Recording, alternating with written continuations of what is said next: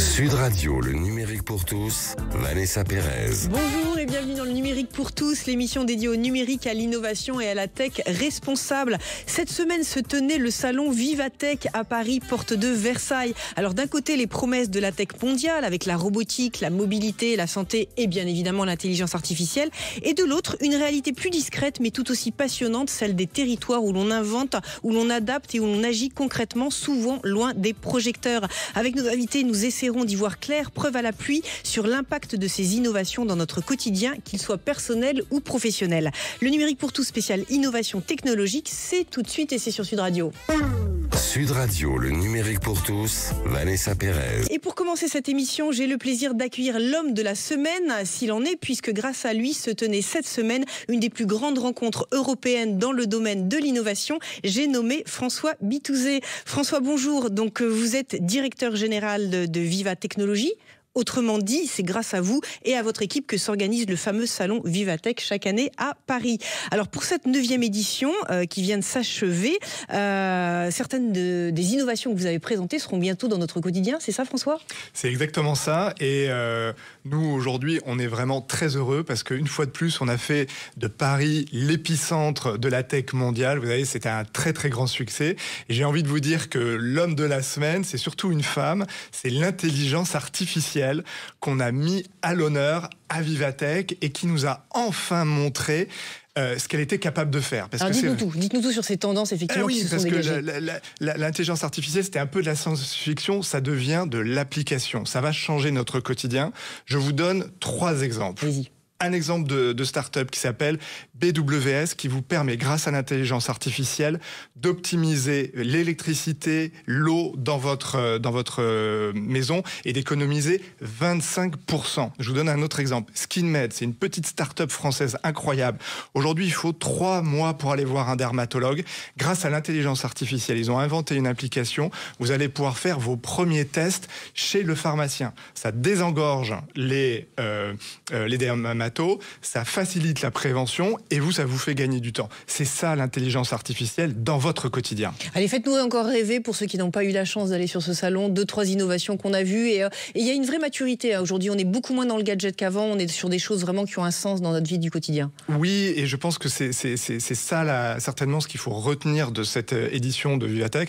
C'est une tech qui est plus dans le quotidien, plus dans la valeur, mais aussi plus dans la responsabilité. Je vous donne une innovation que moi je trouve très très belle qui s'appelle HABS, c'est des Français à nouveau. Ils ont inventé un petit capteur d'ondes cérébrales, donc ça ne fait pas mal, vous le posez juste sur votre crâne. Et par exemple, pour les bébés qui ne peuvent pas s'exprimer, bien entendu, puisqu'ils ne parlent pas, vous allez pouvoir comprendre où est-ce qu'ils ont mal, l'intensité de leur douleur. Donc vous imaginez ce que ça change, voilà, de manière fondamentale dans la médecine des tout petits. Des innovations comme ça, on en a plein et c'est des bonnes nouvelles pour vous, pour moi, pour ce que va être notre quotidien demain. Alors on apprécie beaucoup votre enthousiasme et cette effervescence, mais j'ai quand même envie de vous demander si on atterrit, on n'est pas en droit de se demander si en fait cette consommation, cette hyper-consommation de données, c'est pas un peu une bombe à retardement écologique, et je pense notamment à l'intelligence artificielle. Mais on a raison de se poser la question, et surtout il faut poser la question à la tech et à ceux qui la font aujourd'hui. Aujourd'hui la tech, c'est à peu près 4% des émissions carbone. Ce qu'on a vu à Vivatech, c'est que la tech est consciente qu'il faut qu'elle se transforme parce que sinon, ça va exploser effectivement en termes de consommation. Donc, qu'est-ce que fait la tech ? Déjà, elle calcule de plus en plus vite avec moins d'énergie. C'est par exemple l'ordinateur quantique qui va calculer en une journée ce qu'un ordinateur standard calculera en 10 000 ans. Donc ça, c'est colossal, ça fait des économies. Et puis deuxièmement, en nous trouvant pour nous des nouvelles formes d'énergie. Je vous donne un exemple, c'est Switch Energy qui arrive à capter une énergie qui est dans la nature, qui est 100% green et qui est gratuite. C'est l'eau des rivières qui rencontre l'eau des océans. Ça crée un petit peu d'électricité. Ils sont capables de capter ce qu'il y a dans le delta du Rhône, pourrait alimenter gratuitement en énergie verte toute l'agglomération de Marseille. Donc, oui, il y a un problème, mais oui, il y a aussi des solutions et la tech est à l'œuvre. Alors François, j'ai envie de vous demander, qui dit innovation dit start-up et dit entrepreneuriat. Est-ce que ça fait toujours autant rêver les jeunes de monter leur petite entreprise à l'heure où effectivement il y a cet équilibre vie perso, vie pro qui est de plus en plus à l'honneur, alors qu'on sait qu'il faut beaucoup travailler pour faire vivre une société ? Bah oui, la start-up, on était en chaussettes avec un baby-foot et il y avait de la pizza toute la journée. C'est terminé, on n'est plus dans les années 2010. Ce qui est intéressant aujourd'hui, c'est qu'il y a il y a une nouvelle génération d'entrepreneurs qui viennent dans la tech. Par exemple, il y a plus de femmes qui viennent dans la tech. Il y a des jeunes qui n'ont pas forcément fait des écoles d'ingénieurs, des écoles de commerce qui viennent aussi. Et ce qui est absolument fascinant, nous avons de plus en plus de seniors. C'est-à-dire, c'est des gens qui sont dans une deuxième partie de carrière, par exemple, qui ont fait de la recherche fondamentale, qui ont été collaborateurs et qui ont une idée et qui se disent, eh bien, moi aussi, alors j'ai peut-être pas 18, j'ai peut-être pas 20 ans, mais je peux fonder une start-up. Et ce qui est intéressant, c'est que leurs start-up, elles ont 20% de chances de plus de résister par rapport aux start-upers traditionnels. On parle beaucoup des talents qui partent à l'international. Hein, on le voit, tous nos chercheurs qui sont en train d'aller, notamment chez les GAFAM. C'est un risque pour vous? Est-ce qu'il y a une politique un petit peu de cet entrepreneuriat qui est à revoir? Oui, c'est un vrai risque et on voit bien ce qui se passe. C'est en France, on a une capacité à former des talents, notamment dans l'intelligence artificielle, qui est reconnue dans le monde entier. Qu'est-ce qu'ils font? Eh ben, hop, ils partent aux États-Unis. Ce qui est intéressant aujourd'hui avec ce qui arrive avec Donald Trump, c'est que non seulement eux, ils ont envie de rentrer en France, mais des gens qui ne sont pas français ont envie de s'intéresser à la France comme endroit où ils vont pouvoir s'installer. Et ça, c'est une excellente nouvelle. Mais il faut montrer aux talents que ici aussi, on peut grandir, on peut construire une carrière, on peut gagner de l'argent. C'est pas des mots qui sont tabous. Et aujourd'hui, il y a beaucoup de choses qui changent, notamment au niveau de l'Europe, et ce sont de très bonnes nouvelles. Vous qui êtes un observateur de toutes ces innovations, on a vu qu'il y a eu le sommet sur l'IA cette année, il y a Vivatech. On se raconte néanmoins des histoires dans un contexte géopolitique où on se croit fort, effectivement, entre la Chine et les États-Unis, où on a vraiment des forces qu'on peut mettre en avant sur l'échiquier international de l'innovation. Il faut toujours se raconter des histoires, sinon on reste sous sa couette et c'est un peu dommage. Non, ce qui est vrai, c'est que sur l'intelligence artificielle, on a du retard en Europe. Mais aujourd'hui, les cartes sont tellement rebattues sur l'applicatif que on peut tirer notre épingle du jeu. Et le sujet aujourd'hui, c'est pas de se dire est-ce qu'on va avoir, comme les Chinois, comme les Américains, du OpenAI. Ce qu'il faut qu'on se dise, c'est comment est-ce qu'on fait pour que Doctolib soit l'application boostée à l'IA qui soit utilisée dans le monde entier. Comment est-ce qu'on fait pour que nos champions français européens, et on en a plein, vous voyez par exemple Spotify, comment on fait pour que Spotify, grâce à l'intelligence artificielle, soit la plateforme du monde entier sur les enjeux de musique. Ça, on peut le faire. On a ce qu'il faut, on a les talents. Ce qu'il faut juste, c'est qu'en Europe, on ait une régulation qui s'adapte. Vous voyez, il y a beaucoup de sujets aujourd'hui sur le 28e régime qui permettrait, alors c'est pas quelque chose pour maigrir, au contraire, c'est pour que les entreprises, elles prennent du poids, elles prennent de la force. C'est que quand vous fondez une start-up en France, eh bien, l'entièreté du marché européen, tous les pays vont vous être ouverts. Ça va vous faire gagner du temps, de l'efficacité, de l'administratif. Et enfin, on aura un marché unique du numérique. C'est ça le sujet. Vous avez le sentiment que les fonds d'investissement ont toujours autant d'argent aujourd'hui, ou alors il faut mettre le hashtag intelligence artificielle pour essayer d'avoir quelques deniers? Alors, ils ont toujours autant d'argent. Le problème qui est aujourd'hui, c'est qu'ils ne l'investissent plus. Parce que les taux d'intérêt étant très haut, eh bien, ils préfèrent mettre leurs investissements ailleurs.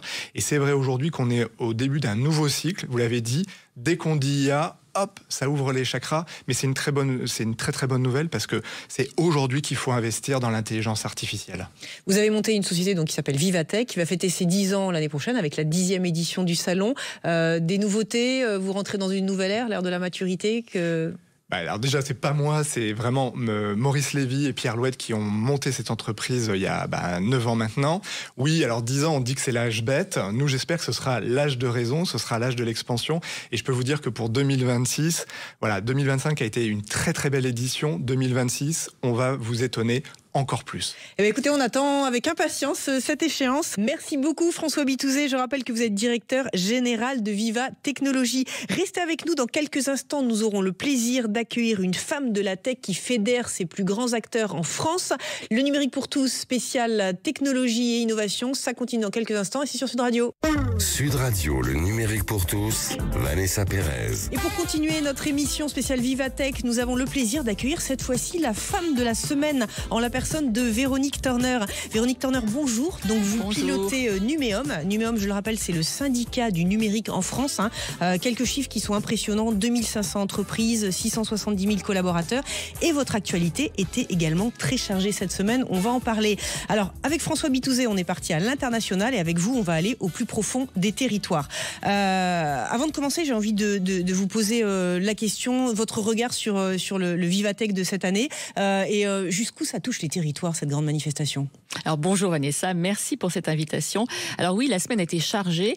C'est vrai que Vivatech, ça paraît pour les territoires un événement qui est parisien et tourné vers l'international, mais en fait, c'est un événement depuis plusieurs années qui fait la part belle aux territoires et aux régions. Il faut savoir que toutes les régions ont un pavillon qui est représenté à Vivatech et qui leur permet en fait déjà de se connecter aux interlocuteurs internationaux, qu'ils soient institutionnels ou investisseurs, et c'est très important pour la dynamique économique. Et puis, elle permet de se connecter entre elles aussi. C'est une occasion de se rassembler dans un lieu et pouvoir échanger. Et pour preuve, par exemple, Centre de Val-de-Loire a eu des échanges avec le ministre de l'Inde, du numérique.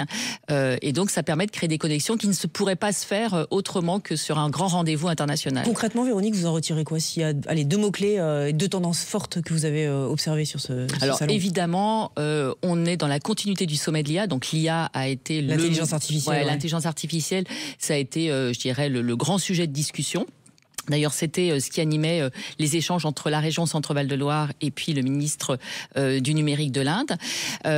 Une annonce de Clara Chapal qui s'appelle Oser l'IA et qui est justement un très grand plan pour accompagner, sensibiliser les entreprises au plus proche des territoires, qui est dans la continuité de ce que nous, on avait fait avec le MEDEF il y a un an, le Tour de France de l'IA, où on avait été dans 20 villes, des grandes métropoles, des moyennes et des plus petites, et ça avait été une grande réussite, puisqu'en fait on avait eu sur chacune des étapes, on avait eu plus de 300 participants, des témoignages d'acteurs locaux, enfin une très grande réussite. On s'était même déplacé à l'île de la Réunion, ce qui prouve en fait que ce sujet de l'intelligence artificielle, il intéresse les acteurs économiques ancré dans les territoires. Alors, il intéresse certes, mais il y a un chiffre qui est quand même important, c'est qu'on est l'avant-dernier en Europe sur l'usage de l'intelligence artificielle en entreprise. Vous pensez qu'on peut rattraper ce retard?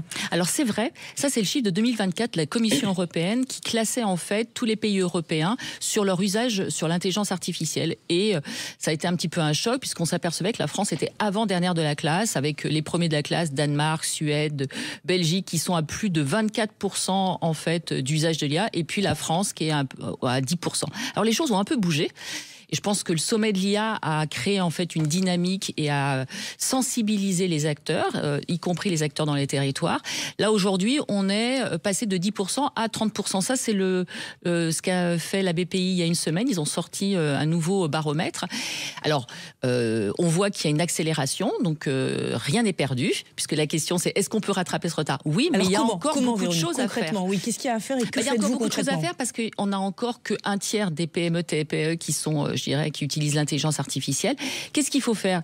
Il faut continuer à travailler au plus près des territoires. Que faites-vous alors, Numéum, justement? Alors nous, Numéum, on travaille avec les acteurs des territoires, donc les acteurs institutionnels, les régions, les acteurs également qui ont un ancrage, comme par exemple, parce que autour de l'intelligence artificielle, c'est évidemment un sujet de technologie, mais c'est aussi un sujet de formation, de compétences. Donc on travaille avec France Travail dans les territoires. On a un programme qui s'appelle Numérique Emploi et qui est ancré dans tous les territoires pour aller chercher des gens qui sont éloignés de l'emploi et les ramener à l'emploi grâce au numérique. Et l'intelligence artificielle permet en fait d'être un véritable levier de retour à l'emploi.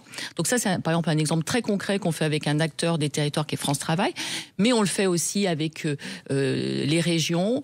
On fait des travaux également sur la féminisation, puisque vous savez qu'on manque de compétences, notamment auprès, on a un sujet d'attractivité auprès des jeunes femmes. Et donc, on mène aussi pas mal d'opérations dans les territoires sur la féminisation. Alors, il y a un métier qui est clé dans le domaine du numérique, c'est le métier de développeur. Et on entend souvent dire, effectivement, que l'utilisation de l'intelligence artificielle va nécessiter d'augmenter les compétences et le savoir-faire de certains développeurs. Est-ce que vous pensez que ça va détourner les jeunes de ce métier ? Alors pas du tout. Ce qu'il faut voir, c'est que l'intelligence artificielle, moi j'aime bien donner comme définition de l'intelligence augmentée plutôt qu'intelligence artificielle.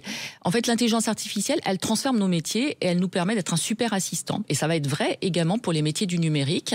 Et bien demain, le métier de développeur, de codeur, il sera différent de celui d'il y a 2 ans, 3 ans, 4 ans. C'est normal, mais c'est vrai que moi, quand j'ai démarré professionnellement, il y a très longtemps, en fait, je codais différemment que parce que vous êtes une femme du numérique, il faut le dire. Exactement. J'ai fait un diplôme diplôme d'ingénieur et j'ai démarré ma carrière en tant que développeuse. Et évidemment, on ne code plus, on ne développe plus comme je codais, moi, il y a 15-20 ans. Et donc, l'intelligence artificielle va donner, en fait, des outils supplémentaires qui vont permettre, en fait, d'avoir plus de créativité, plus d'efficacité, plus de productivité pour les développeurs. Mais on aura toujours besoin de développeurs. Et j'insiste, s'il y a des parents qui nous écoutent, qui continuent à se dire qu'il y a de l'avenir, de l'emploi dans le secteur du numérique, parce qu'on a réellement besoin, en fait, d'ingénieurs, d'informaticiens, parce que aujourd'hui, quand même, on l'a dit, vous le dites, qu'on a un retard, en fait, en Europe et en France sur le déploiement du numérique. Et ça ne va pas se faire sans informaticiens. Et donc, il faut continuer à ce que nos jeunes rentrent dans cette filière. Alors, j'entends, mais les besoins des entreprises vont être de plus en plus importants. Vous n'avez pas le sentiment qu'on peut être confronté dans quelques années ou même dans quelques mois à une fracture entre les jeunes diplômés et les besoins réels des entreprises ?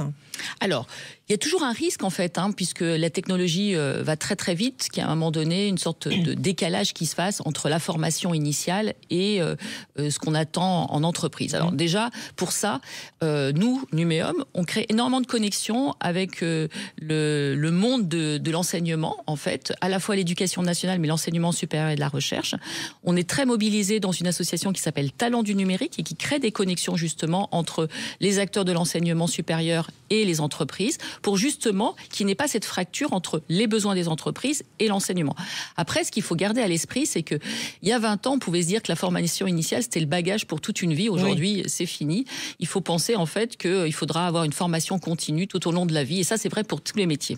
Et en termes de profil de dirigeants aujourd'hui, est-ce que ça change un petit peu d'avoir des nouvelles générations qui sont complètement aguerries à l'IA ou qui l'utilisent dans le mode de management et même dans le profil de direction générale? Est-ce que vous voyez des évolutions, vous qui observez tous ces comités de direction et qui êtes confrontés avec votre board à tous ces profils? Alors c'est vrai que c'est encore émergent, donc on ne voit pas vraiment de différence notable. Par contre, on sait que l'intelligence artificielle, c'est un super outil d'aide à la décision et c'est sûr que ça va changer en fait le profil des managers de demain. Comment ? Ce qui est sûr, c'est qu'on voit par exemple que encore il y a 10-15 ans, pour développer une boîte de tech, il fallait en fait avoir dans son board, je dirais, des gens très très pointus dans la tech. Donc c'est vrai qu'aujourd'hui, l'outil de l'intelligence artificielle va permettre de pouvoir faciliter l'accès à la technologie sans avoir forcément dans son board des gens, un CTO. Ça, c'est vrai pour certains Chief domaines. Technical Officer. Exactement. Par contre, on sait bien que à côté de ça, vous avez besoin de compétences très techniques et on voit de plus en plus de patrons de la tech qui sont des polytechniciens. Donc, vous voyez, il y a une sorte de dichotomie entre à la fois des gens qui n'ont pas fait des études scientifiques et qui auront accès à la technologie plus facilement grâce à l'intelligence artificielle. Puis il y a d'autres domaines comme les LLM, les langages d'intelligence artificielle, où là, on a besoin en fait de compétences scientifiques solides, d'algorithmie. Et là, vous allez avoir besoin en fait de patrons qui sortent par exemple de grandes écoles d'ingénieurs comme nous en France, Polytechnique. Alors, on parlait de votre actualité. Vous avez lancé cette semaine également l'équipe de France du numérique. Alors, c'est quoi et à qui ça s'adresse ? Alors, l'équipe de France du numérique, c'est un projet inédit. C'est une initiative qu'on a lancée et qui rassemble tout l'écosystème numérique français. Alors pourquoi on a fait ça ? Parce que cet écosystème aujourd'hui, il est très pluriel, il est très divers, il est très présent dans les territoires. Chaque région a 2-3 clusters digitaux. Aujourd'hui, on a un écosystème de plus de 80 associations en France. Alors c'est super, c'est une vraie richesse, mais c'est aussi très fragmenté. Et si on veut accélérer la numérisation de notre économie, si on veut devenir des champions, il faut un petit peu se structurer. D'où ce collectif d'équipe de France du numérique qui a pour vocation à rassembler pour être plus impactant, plus influent, y compris dans les territoires. Je suis ingénieur dans une PME sur un territoire. Concrètement, l'équipe de France du numérique, comment je vais pouvoir m'en servir ? Alors, l'équipe de France du numérique, ça rassemble les associations de l'écosystème du numérique en France. Donc, si je suis un ingénieur en informatique dans une entreprise, il faut inciter son entreprise à rejoindre une des associations de l'équipe de France pour bénéficier de toutes les solutions que proposera cette équipe de France. Alors, on a des solutions très concrètes, par exemple Planète Tech Care, qui adresse les sujets numériques et environnement. Par exemple, c'est une initiative qui est gratuite. Vous avez accès à la plus grande bibliothèque en France sur les sujets de numérique et environnement. Donc, si vous avez envie de mobiliser votre entreprise pour qu'elle soit plus respectueuse de la transition environnementale, là, vous avez un accès gratuit à la plus grande bibliothèque française. D'accord. Et vous parlez également de formation. On peut solliciter effectivement l'équipe de France du numérique pour avoir des formations en PME de ses collaborateurs ? Oui, vous avez en fait accès à des sujets autour en fait de la féminisation. Donc comment par exemple votre entreprise peut mieux en fait sensibiliser les jeunes femmes et se rendre plus attractif auprès des femmes. Vous avez aussi des actions très concrètes qui est la mobilisation pour la semaine de la NSI. Vous savez qu'il y a une option au lycée qui concerne le numérique système d'information, NSI. Et chaque année, nos entreprises se mobilisent pour aller séduire les jeunes à prendre cette option et à intégrer des filières du numérique. C'est une révolution qu'on n'a jamais vue auparavant, cette révolution de l'intelligence artificielle. C'est une révolution incroyable. Et le mot, c'est qu'en fait, il ne faut pas avoir peur de cette révolution, il faut s'en saisir, mais avec un regard responsable. Je crois que c'est l'option que nous prenons en France et en Europe, c'est d'avoir un regard responsable de l'intelligence artificielle. Donc il faut oser l'IA. Ça, c'est le grand plan lancé par Clara Chavaz, mais il faut l'oser l'IA avec beaucoup de responsabilité. Merci beaucoup Véronique Turner pour Numéum. Le numérique pour tous, c'est fini pour aujourd'hui. Merci d'être de plus en plus nombreux chaque semaine à interagir avec nous sur les réseaux sociaux et à nous écouter. Je rappelle que vous pouvez retrouver toutes nos émissions en podcast sur l'application Sud Radio et sur vos réseaux sociaux préférés.